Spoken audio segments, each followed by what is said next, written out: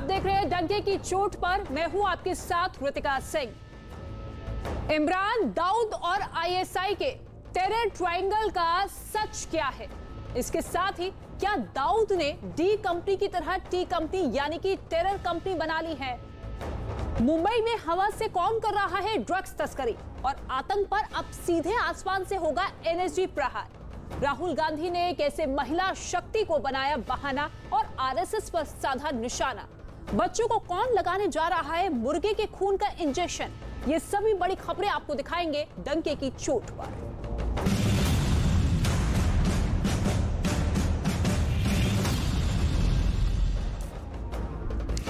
दाऊद और आईएसआई ने मिलकर देश को दहलाने की जो साजिश रची थी उसे नाकाम करते हुए दिल्ली पुलिस की स्पेशल सेल और यूपी एटीएस ने देश को बड़े सीरियल ब्लास्ट से बचा लिया।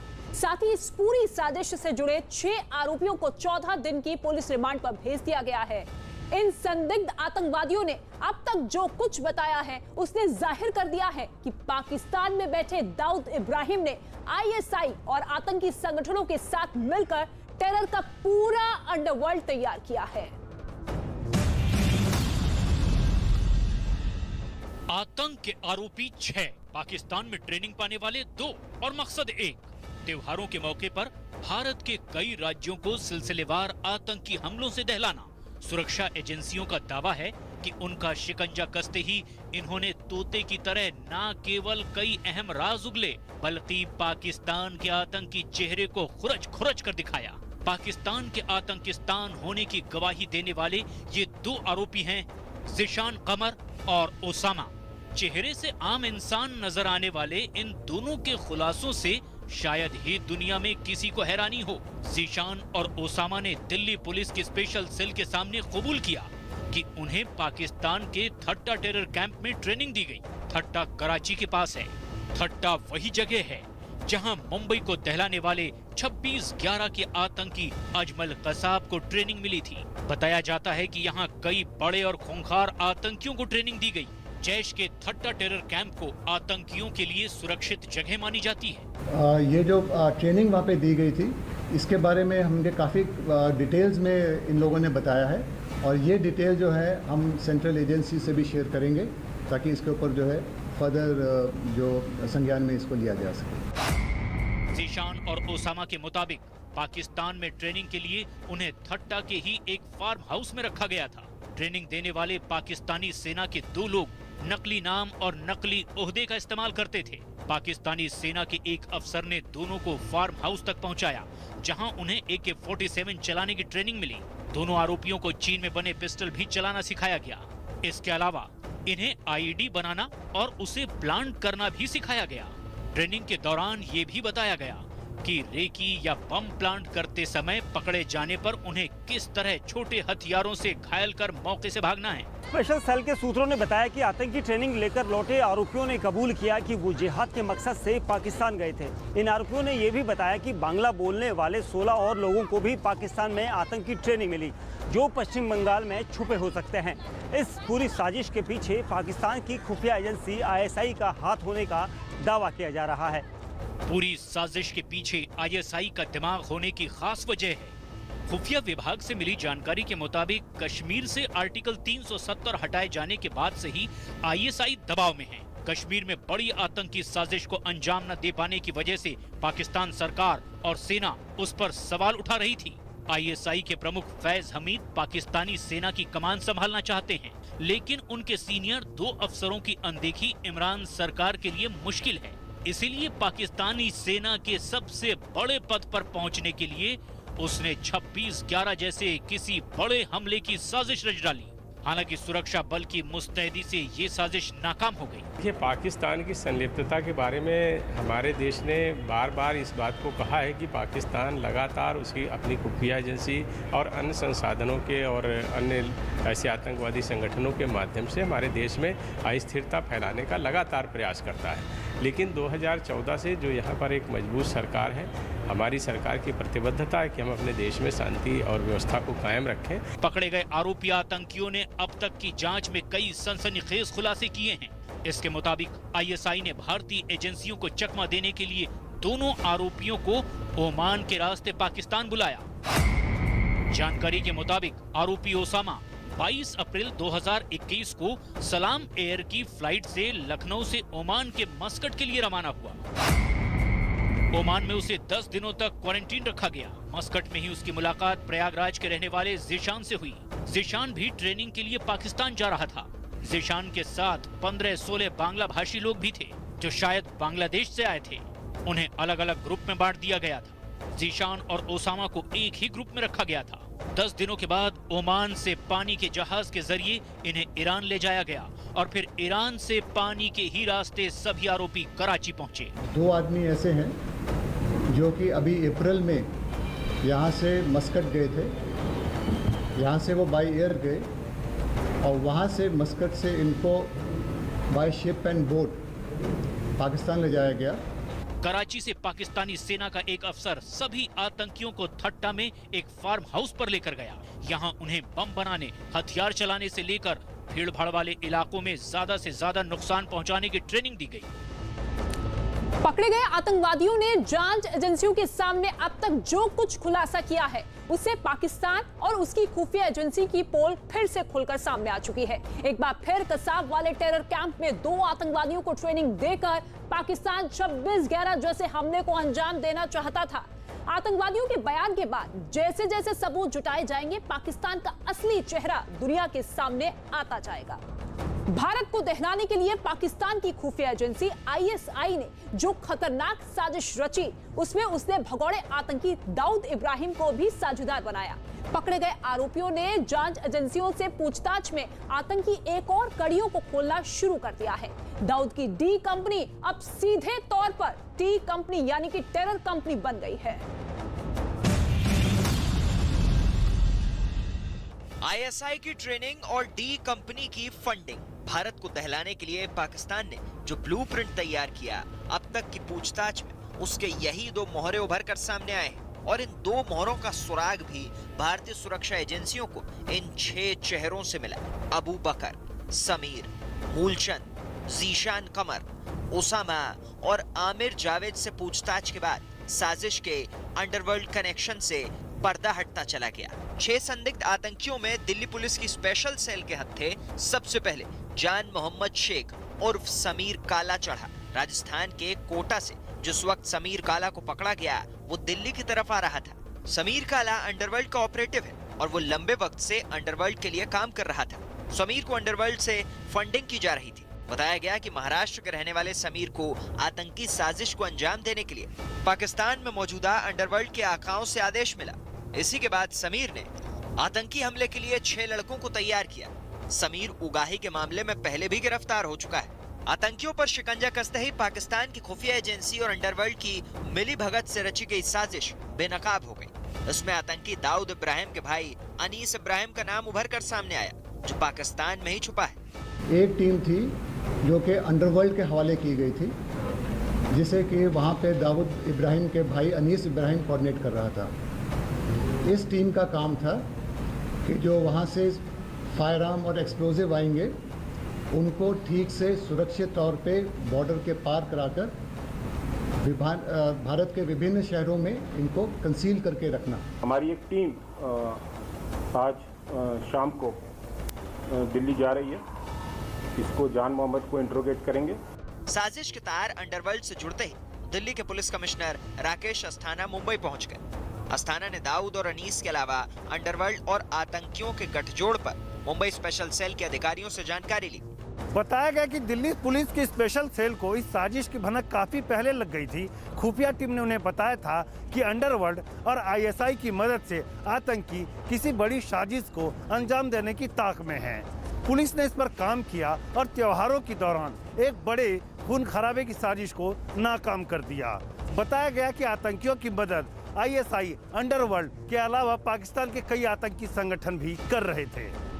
ISI ने इस आतंकी साजिश का जिम्मा दाऊद के भाई अनीस इब्राहिम को सौंपा। ISI ने साजिश को 2 हिस्सों में बांटा। अंडरवर्ल्ड के अनीस इब्राहिम को हथियार और विस्फोटक पहुंचाने का काम दिया गया।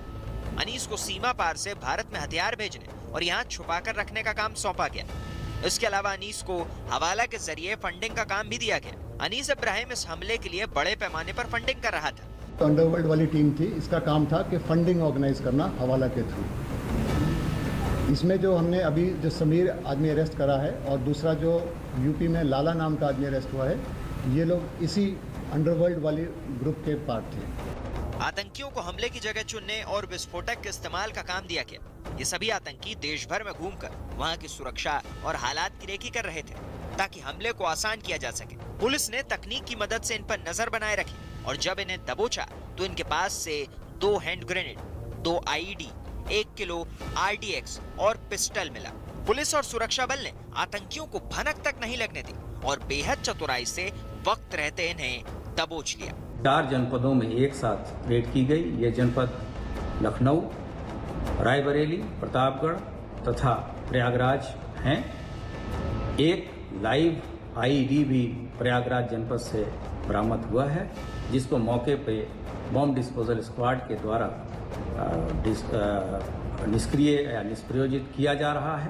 अब तक आतंकी साजिश के बारे में जो कुछ पता चला उससे साफ हो रहा है कि ISI का काम आतंकियों को हथियार मुहैया कराना, उन्हें ट्रेनिंग देना और खून खराबे के लिए रणनीति बनाना था, जबकि अंडरवर्ल्ड का काम ISI की साजिश को अमली जामा पहनाना था। हालांकि ये भी पता चला है कि अंडरवर्ल्ड भी इस वक्त 2 खेमों में बटा है। अनीस इब्राहिम का खेमा इसमें शामिल था, लेकिन न्यूज़ 18 की एक्सक्लूसिव बातचीत में छोटा शकील के खेमे ने इससे पल्ला झाड़ लिया। दाऊद इब्राहिम के जो भाई हैं अनीस इब्राहिम, उन्होंने इस ऑपरेशन में अपनी भागीदारी दिखाई है। जो वेपन्स, लॉजिस्टिक और जो हवाला का जो पूरा नेक्सस है उसमें उनकी भागीदारी थी। आप अंडरवर्ल्ड के एक पुराने आदमी हैं, दाऊद इब्राहिम के करीबी हैं, आपका पहला रिएक्शन क्या है इस पूरे मामले पर? सबसे पहली बात तो यह है कि डी कंपनी में कोई आतंकवादी नहीं है। हमारी जंग जो है गैंगस्टर लोगों से है और उनसे लड़ते हैं। आतंकवाद से हमारा कोई लेना नहीं। अगर आप लोगों ने पकड़ा है तो एजेंसी का काम है, पुलिस का काम है कि वो चेक करें, उसके बाद आप मुझे फोन करके सवाल कर सकते हैं। ये कोई मतलब ही नहीं बनता है। सब जो चीज भी वहाँ हुई है सब गलत है, हमारा कोई लेना देना नहीं। आतंकी साजिश में अंडरवर्ल्ड का नाम आने के बाद महाराष्ट्र पुलिस भी चौकन्नी हो गई। गणपति पूजा की वजह से मुंबई सहित देश के हर हिस्से में सुरक्षा बढ़ा दी गई। इस पूरे घटनाक्रम में सबसे अहम बात यह है कि यह पाकिस्तान से स्पॉन्सर्ड आतंक का एक नया मॉड्यूल है, जिसमें अंडरवर्ल्ड की बड़ी भूमिका है। माना यह जा रहा है कि 1993 के मुंबई बम धमाकों के बाद पहली बार दाऊद इब्राहिम की भूमिका खुलकर सामने आई है। देश के दुश्मन आतंकियों की साजिश सामने आ चुकी है। हालांकि अभी आरोपियों के परिवार उनके बचाव में तमाम दलीलें और सफाई दे रहे हैं, लेकिन पुलिस और सुरक्षा एजेंसियों के पास संदिग्ध आतंकियों के खिलाफ पुख्ता सबूत है, जो बताते हैं कि गिरफ्तारी भले ही 3 राज्यों से हुई हो, लेकिन देश भर में इस आतंकी मॉड्यूल से जुड़े लोगों में खलबली है।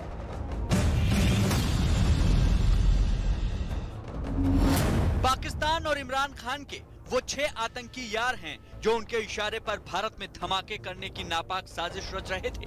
ये वो प्यादे हैं जिनकी डोर पाकिस्तान और अंडरवर्ल्ड के हाथों में है।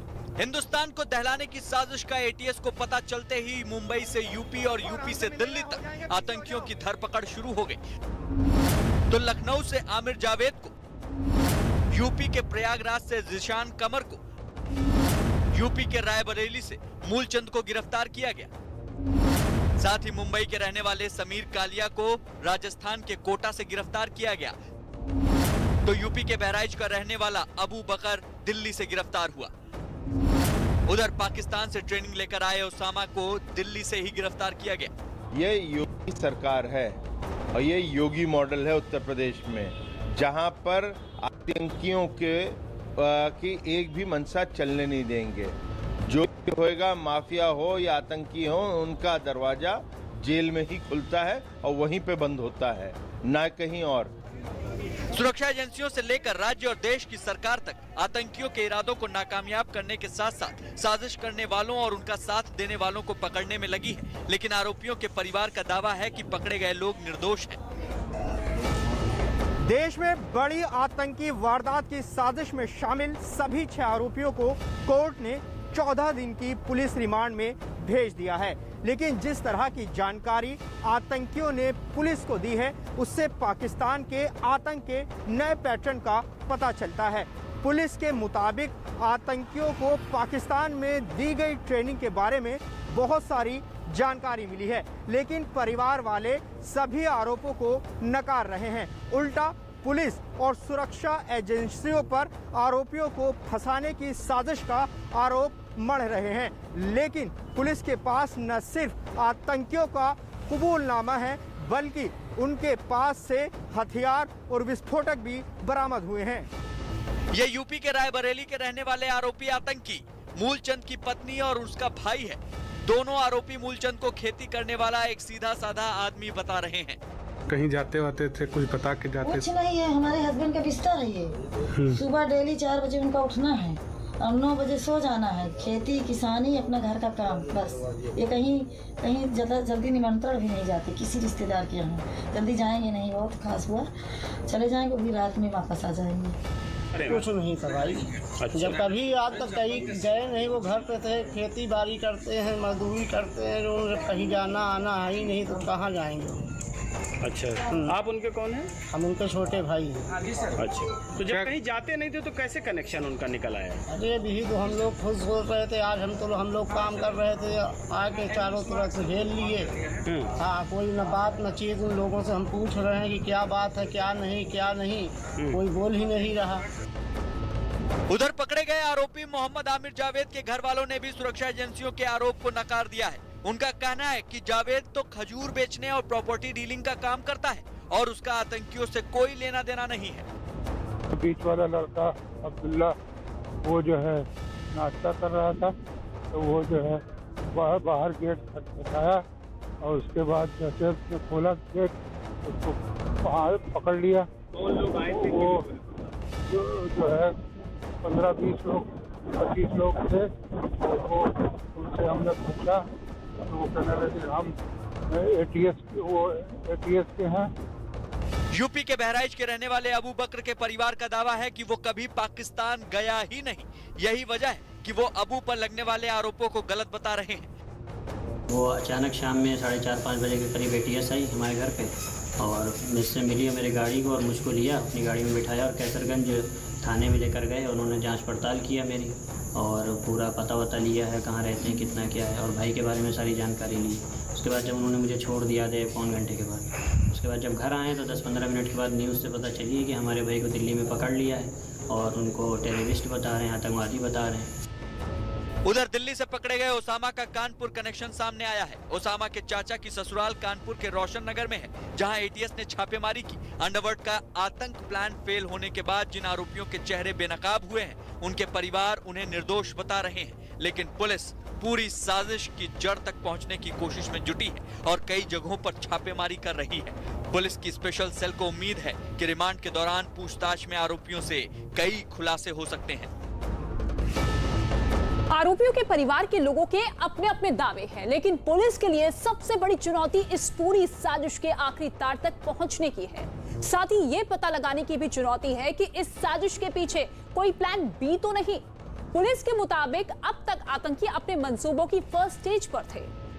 मुंबई नारकोटिक्स कंट्रोल ब्यूरो ने विदेशों से मुंबई में सप्लाई होने वाले हाई क्वालिटी कोकेन के 2 नए रूट्स का भंडाफोड़ किया है। ड्रग सप्लाई के इन 2 नए रूट्स का सुराग एनसीबी को अरमान कोहली ड्रग्स मामले की जांच के दौरान मिला है और एनसीबी ने जांच की तो पता ये चला कि हवाई रूट से तस्करी होती थी और बॉलीवुड के लोगों को सप्लाई की जाती थी।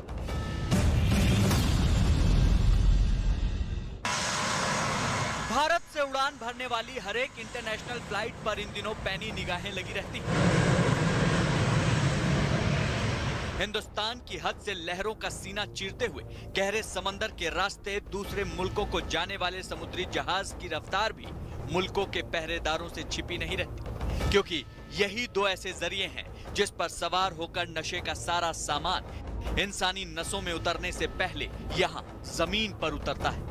और एनसीबी यानी नारकोटिक्स कंट्रोल ब्यूरो के नए पर्दाफाश पर यकीन किया जाए तो अब नशे के सौदागरों ने अपना सप्लाई रूट बदल दिया है और इसी के बाद नशे के खिलाफ मुहिम छेड़ने वाली दुनिया भर की तमाम एजेंसियों के कान खड़े हो गए हैं। जो कोकेन है ये विदेश था, कोलंबिया, पेरू, बोलिविया से ब्राज़ील और फिर उसके बाद में ब्राज़ील से आती है ये अफ्रीका में ये एडिस अबाबा ईडी सभा से फिर ये मुंबई या फिर दिल्ली में आती है। एनसीबी की ताजा रिपोर्ट के मुताबिक ड्रग तस्करों ने भारत में नशीले पदार्थों की तस्करी कराने के लिए अपना रूट ही बदल दिया है। पहले जो ड्रग्स सरहदों को लांघकर जमीनी रास्तों के जरिए भारत पहुंचाई जाती थी, जिसे कुछ रोज पहले तक समंदर की लहरों पर सवार करके भेजा जाने लगा था।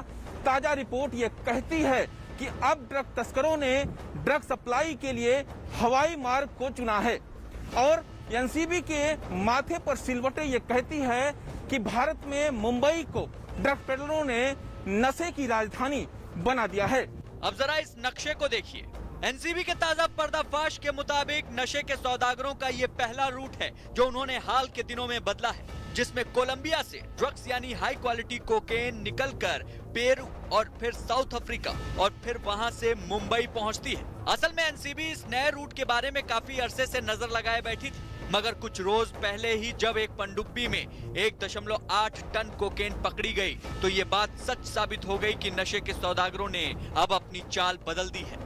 ये पनडुब्बी समंदर की लहरों के बीच दबोची गई थी। कोलंबिया की नौसेना के जवानों को हरे रंग की ये पनडुब्बी समंदर के बीच तेजी से आगे बढ़ती नजर आई थी, जिसके बाद उन्होंने उसका पीछा किया और कोकेन ले जा रही पनडुब्बी को चारों ओर से घेर लिया। उन्होंने जब इस पनडुब्बी को पकड़ा तो शायद उन्हें इस बात का अंदाजा नहीं था कि उसमें इतनी ज्यादा कोकेन होगी। जब पनडुब्बी में रखे काले पैकेट निकालने शुरू किए गए तो वो निकलते ही गए। ये सिलसिला चलता ही रहा और जब पैकेट खुले तो निकला कोकेन नाम का जहर।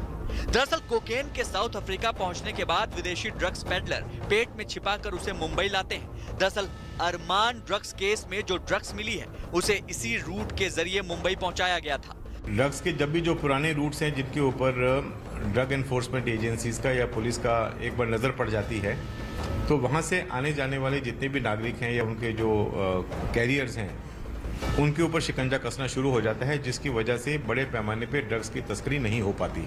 सुशांत सिंह राजपूत ड्रग्स केस के बाद एक्शन में आई मुंबई एनसीबी ने नशीले पदार्थों के अंतर्राष्ट्रीय नेटवर्क को उजागर करना शुरू कर दिया है। जहाँ से आपको सस्ते नए लोग मिल जाते हैं फिर उस रूट को लिया जाता है। तो अभी एथियोपिया से बहुत सारे लोग नाइजीरियंस हैं, वो बहुत सारे ड्रग पेडलिंग करते हैं। तो ये कुछ ऐसे एस्टेब्लिश रूट्स हैं कि जहाँ से अफ्रीका के अलग अलग कंट्रीज से लोगों को पकड़ के उनको कुरियर बनाया जाता है। इस बीच एनसीबी ने नशे की सप्लाई का दूसरा रूट भी पहचान लिया है और मिली जानकारी के मुताबिक कोलंबिया से नशे की खेप सबसे पहले ब्राजील पहुंचाई जाती है और वहां से इसे पश्चिमी अफ्रीकी मुल्क इथोपिया ले जाया जाता है। वहां से इसे सीधे दिल्ली होते हुए मुंबई लाया जाता है, यानी हवाई मार्ग से अफ्रीका के जरिए तस्करी के ये नई मॉडस ऑपरेंडी सामने आई है। ये एक चूहे बिल्ली का खेल जो है वो एनफोर्समेंट एजेंसीज के बीच में और स्मगलर्स के बीच में चलता रहता है। जैसे ही एक पुराना रूट कॉम्प्रोमाइज हुआ वो नए रूट की तलाश करते हैं या फिर नए मुर्गे ढूंढते हैं। उनको बेसिकली म्यूल्स चाहिए, उनको जो पकड़े भी जाएं तो उनको बहुत ज़्यादा नुकसान ना हो। तो ये जो है उनके तरफ से ये कोशिशें चलती रहती हैं। कोकीन की खेप को ह्यूमन ट्रैफिकिंग के जरिए एक जगह से दूसरी जगह तक पहुंचाने का चलन बहुत पुराना है और साथ ही ट्रायल और टेस्टेड भी।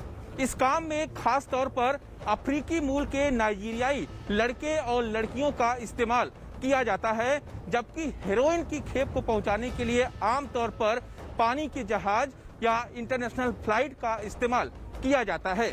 नशे की सप्लाई में नए नक्शे पर दक्षिण अफ्रीका और इथोपिया जैसे देशों के नाम तेजी से सामने आ रहा है। दरअसल कोलंबिया उच्च क्वालिटी की कोकेन का हब है और वहां से नशे की खेप को इन्हीं दो रूटों से दूसरी जगह पहुंचाने के लिए इस्तेमाल किया जाता है।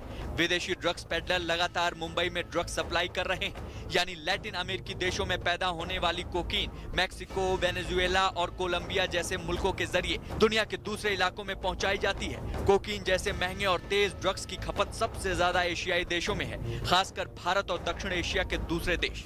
नारकोटिक्स कंट्रोल ब्यूरो के मुताबिक असल में मुंबई में कोकेन की डिमांड बहुत तेजी से बढ़ी है और उसकी सप्लाई भी हाई प्रोफाइल लोगों में होती है।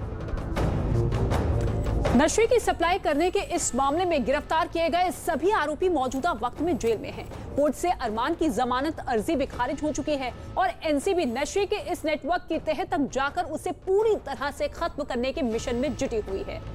बुलेटिन में वक्त है एक छोटे से ब्रेक का, लेकिन ब्रेक के बाद दिखाएंगे कुछ और अहम खबरें।